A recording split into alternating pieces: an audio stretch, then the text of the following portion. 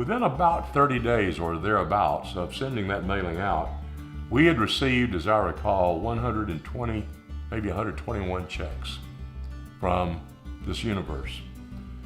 And so we quickly announced to the group that we did receive enough that we felt it was possible to make it happen.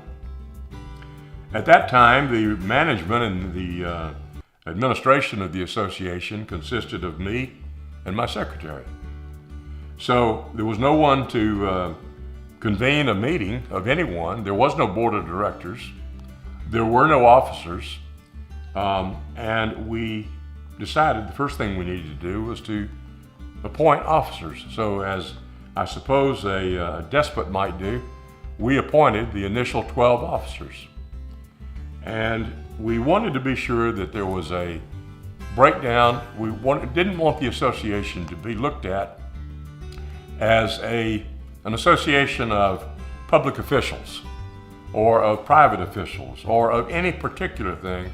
We wanted to try to create a broad mix of owner representatives. So as I recall, we designated 6 individuals that we talked with and agreed who were from the public sector and 6 from the private sector. And they were scattered out around the country. We had Norm Needleman from as far north as Boston with the Harvard Medical School. We had David Brush from American Airlines in Fort Worth, Texas. We had Mary Buzinski, who was from Northwestern Mutual Life Insurance in Milwaukee, I believe. We had 2 people from Kansas City, Fred Wells with 20th Century Realty, and Grover Wilshire, who was with Truman Medical Center in Kansas City. We had some school representatives. Terry Adsit was there from the Broward County Community College. Doug Ruertz was there from the University System of Georgia. Richard Dickman from the University of Virginia was one of the first. There was a local government representative from Washington County, Maryland, in Hagerstown, Maryland, whose name was Ralph Giffen. It was Bob Downs with General Accident Insurance Company in Philadelphia. All of these folks, also Ernie Etuck, who was with the Houston Housing Authority in Houston. All of these folks had agreed to become members, to become directors, I should say.